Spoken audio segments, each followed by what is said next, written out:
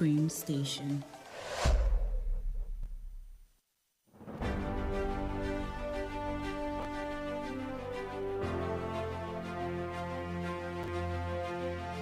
From the news desk at Diamond 88.7 FM Ilorin, this is news around the world.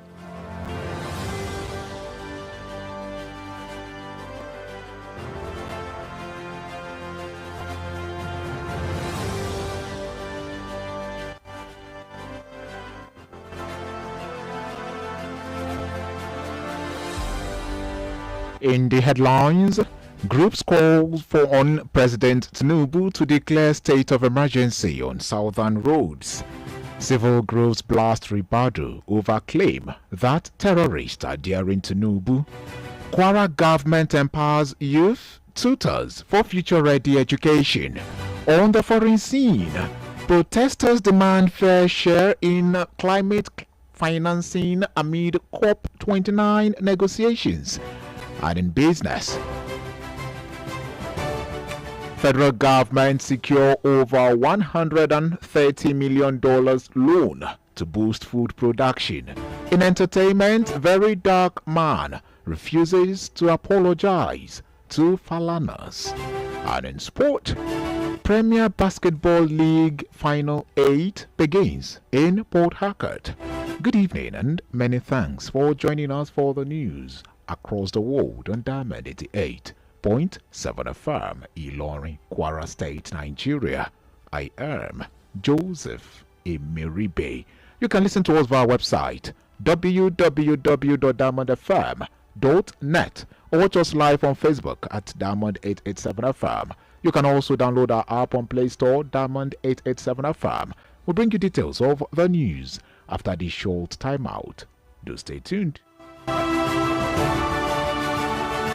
Drug abuse affects both brain and behavior. It has multifaceted impacts on one's body, mind, and nervous system. However, you can avoid being addicted by giving zero tolerance to the use of drugs. Associate yourself with the right persons. Do not give in to peer pressure and learn to handle life's pressure rather than resorting to hard substances. Remember, Diamond 88.7 FM cares for your sound spirit and good health. This message is from Diamond 88.7 FM.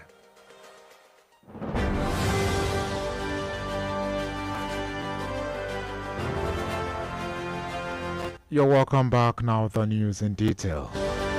The coalition of southern groups, CSJ, has called on President Bola Tinubu to immediately declare a state of emergency on all federal roads in the southern part of the country. The coalition made this call at its maiden media interface today in Abuja as it canvassed a law that would force all public officials to use the roads for all local trips.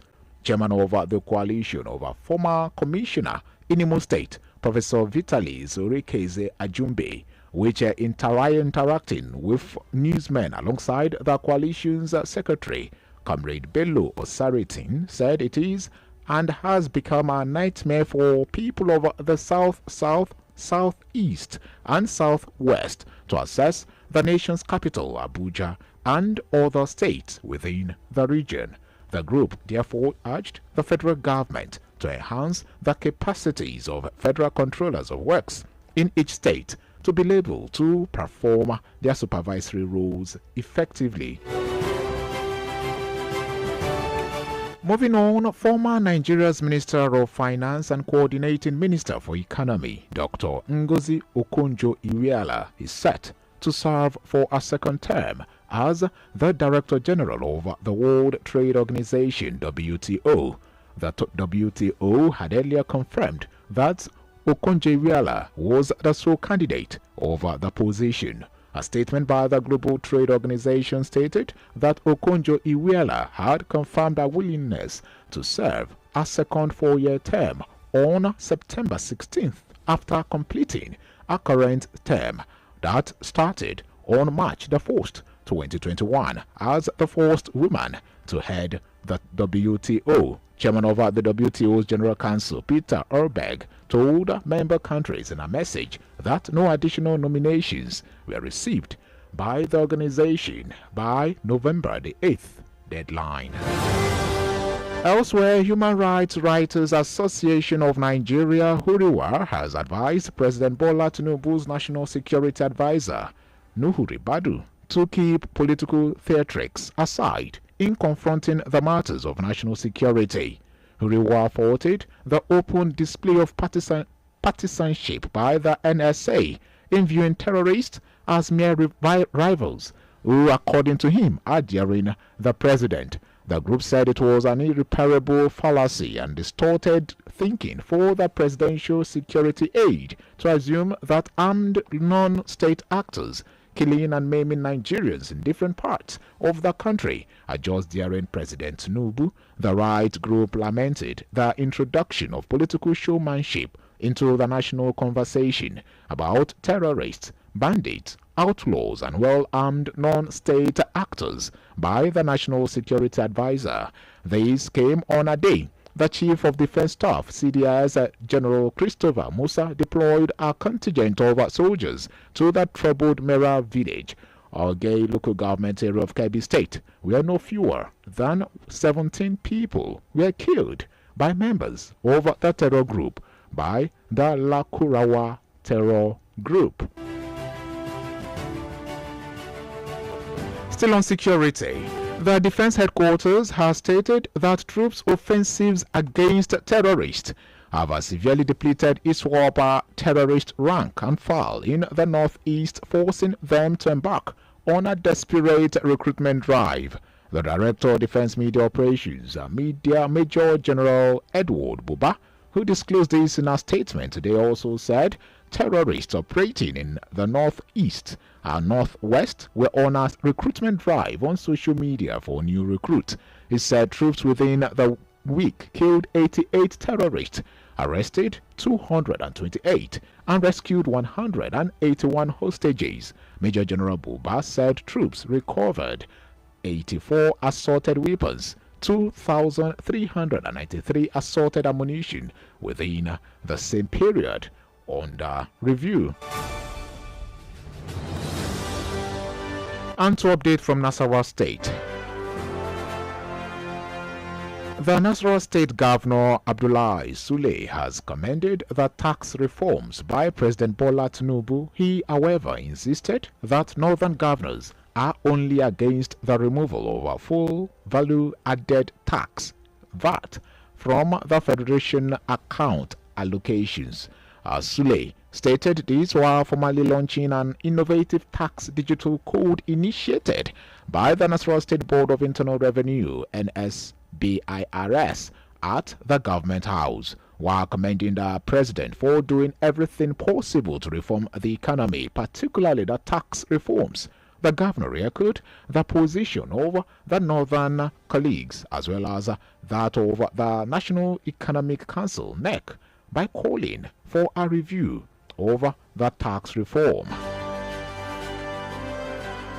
Away from Nasarawa State, Governor of Anambra State Chukwuma Soludo has advised investors to invest in the state for their self-interest.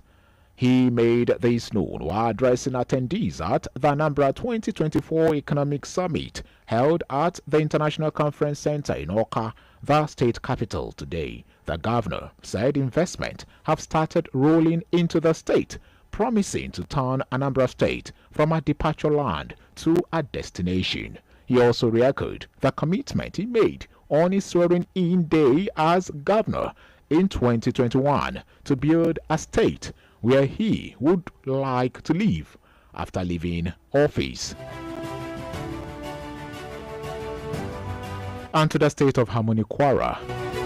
In an effort to meet the demands of today's education system, the Kwara State government organized a conference themed Future Ready Education, Advancing STEM and Skills Development for Nigerian Youth. The First Lady of Kwara State, Ambassador Professor Olufolake Abdurazak, in her address acknowledged the need for more concerted effort for an all-inclusive education system where no one is left behind. The First Lady ably represented by the Commissioner for Solid Minerals, Dr. Afiza Bolore, while speaking on the wins of Governor Brahmana Brazak's led administration in the education sector, also highlighted strategies deployed in Kwara for better education. We all agree with me that as a state, we have some success stories to share, particularly ongoing initiatives in education sector. Particularly again under this current administration of His Excellency Madam Abdulrahman Abrazak, CON, the Executive Governor of Kwara State and the Chairman of Nigerian Governors Forum. For instance, we are already seeing positive changes in huge investment initiatives in Kwara Lane as well as Team of Kwara. And that is something that you can physically see from any part of the world. We have invested so massively in Kwara Lane initiatives as well as Team of Mrs. Ronke Soyombo, the Special Advisor on Education to Governor Dapo Abiodun of Ogun State, in a keynote address, harped on the need for a better approach to meet the educational needs of the 21st century. The whole world is changing. Things are changing. The alpha generation child needs somebody that understands how to handle him or her. You understand? They're very different from the XYZ generation, the millennial generation. They're very different from them. So there's a need for us to review and revamp education law, education policies. There's a need for us to train and retrain people to see how we can cascade that down. There's a need for us to see how are we making our learning environment, how suitable is it for the 21st century child?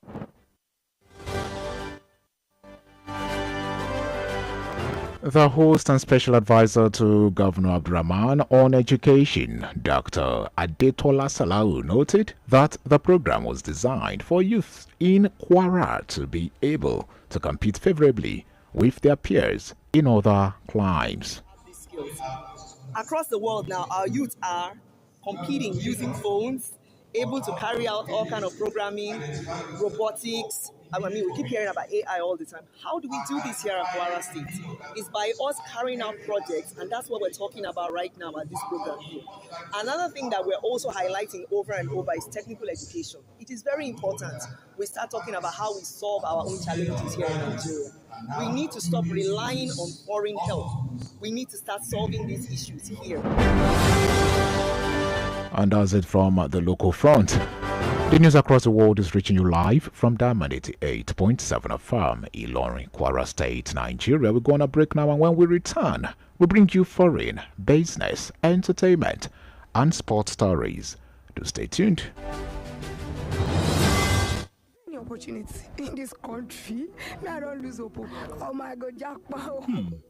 Leaving the country may not be the solution that you think it is. Don't make leaving Nigeria the only solution to your life's challenges. Japa because you want to, but stop raising it as a solution to national issues that you can work on and fix. Nigeria will always be your home, and together we can make it better. This message is reaching you from Diamond 88.7 FM, Ilorin.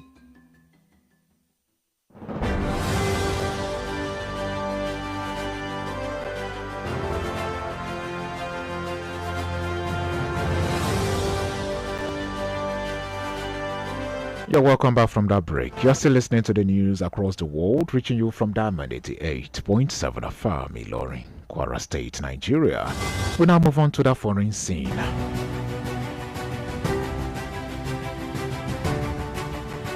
On the foreign scene, as the COP29 summit continues, demonstrators were seen gathered at the entrance of the COP29 venue in the early hours of today, urging wealthy nations to uphold their financial commitment for climate change adaptation and mitigation in the global south. The activists emphasized the need for fair and just climate finance that addresses historical emissions and avoid deepening debt for developing nations. A representative of ActionAid International, Teresa Addison, highlighted the severe financial and environmental burden on the global south, which is disproportionately affected by climate-induced disasters.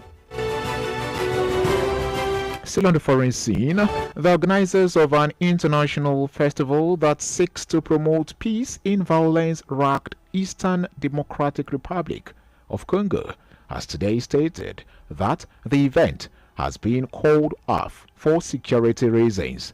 The Amani Festival, which attracts international and Congolese musicians and whose name means peace in Swahili, was due to hold its 10th annual event in the city of Goma from today, the 14th of November, through till the Sunday, the 17th of this month.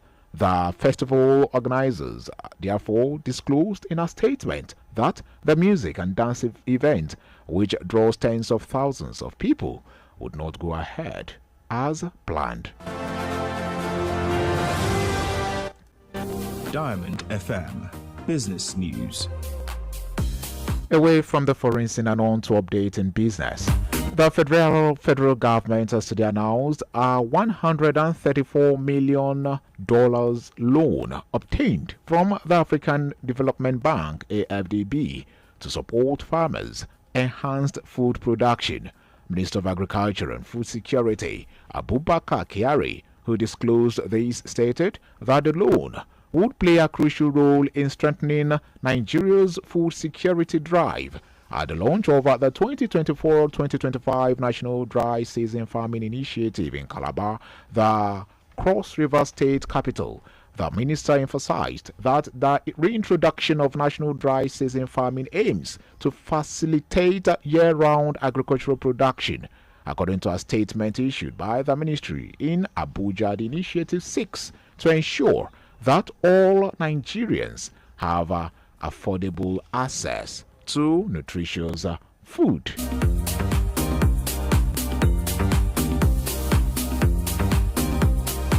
And that's it in business. Up next is Diamond FM Entertainment News.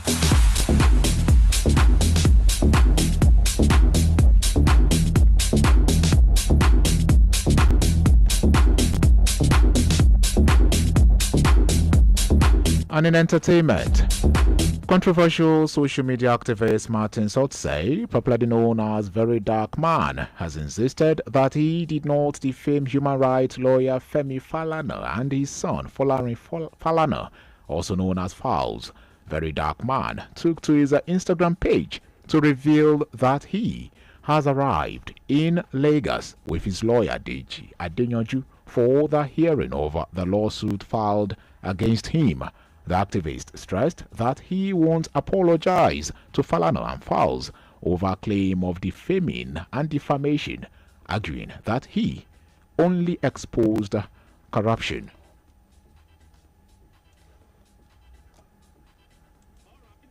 As you all know, they say I defame them. Why for me, na corruption me I expose. I see something where we say it don't even make any sense. Imagine say they say people they go prison and they know they go. Imagine say the EFCC where they talk saying and then they catch people where they do fraud and all those things. We hear saying and then they collect money. They understand. That is what I expose. But sadly, some people name they inside and the people say, when you hear our name, why you no come tell us? Why you go put something like that? In short, apologize to us. And me, I know if you see what they wrong, I'll come start to the boost people ego. See one or two things. So we know they apologize to nobody. If your name did there, you clear your name. Meanwhile, the case could not proceed because most of the applications filed by the parties are not yet to be in court as filed, and the court has had to adjourn the hearing to the 23rd of January 2025. Still on entertainment, Nigerian gospel movie producer and actor Moses Korede Are, known for his role in Abattoir as Baba Gbenro, is dead. His demise was announced today via a post on Instagram by Akko gospel actor and producer Oluwaseun Adejumobi. The post has elicited sympathy and shock from fans and colleagues in the industry. Baba Gbenro was the founder and international president of Calvary Movies Drama Ministry based in Ogbomosho, Oyo State, Southwest Nigeria.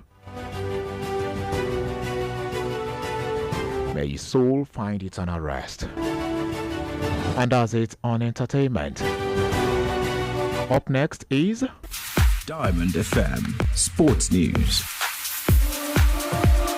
And in sports, UEFA has appointed an ethics and disciplinary inspector to investigate Premier League referee David Kute after a video emerged of him allegedly snorting a white powder during Euro 2024.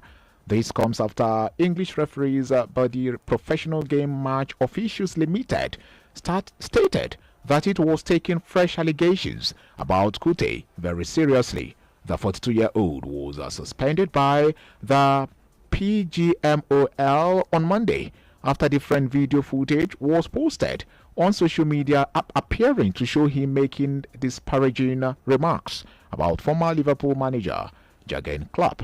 European football's governing body UEFA, which had already suspended Kute, has now opened an investigation into his conduct.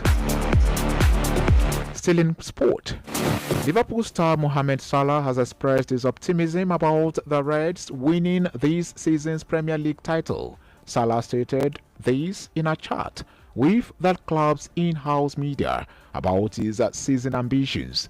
Despite being top and 5 points clear of Manchester City, the second-placed side is still favourite in many fans' and pundits' eye.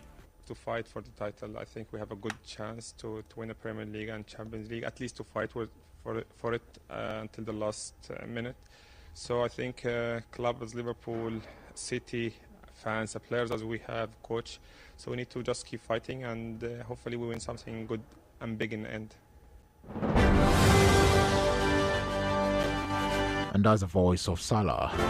And with that, we've come to the end of the news across the world. But before we go, here is a recap of the major highlight has brought to you. We told you earlier that groups call on President Tinubu to declare state of emergency on southern roads. Civil groups blast Ribadu over claim that terrorists are daring Tinubu. Also, we told you that Kwara government empowers youths, tutors for future-ready education. On the foreign scene, protesters demand fair share in climate financing amid COP29 negotiations. In business, federal government secures over $130 million loan to boost food production. And in entertainment, very dark man refuses to apologize to Falanas.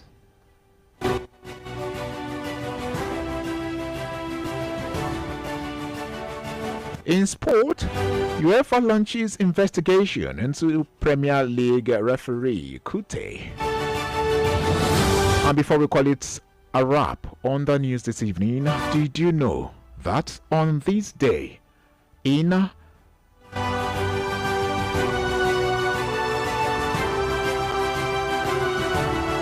Did you know that on this day every year World Diabetes Day is celebrated globally to commemorate the birthday of Sir Frederick Banting, who along with Charles Best co-discovered insulin in 1922, a medical breakthrough that has since transformed the lives of millions living with diabetes? Now you know. For news coverage or information about happenings around you, kindly contact Diamond FM Newsroom on 0916 062 7526. 0916 062 7526. The news was compiled and edited by Nedu Okorie, and I am Joseph Emeribe. Many thanks for choosing your shining supreme radio station. Do stand by for the news in Yoruba coming up at exactly 5:30. Good evening. Follow us on social media, Facebook, Twitter and Instagram at Diamond87FM. Diamond FM, shining supreme.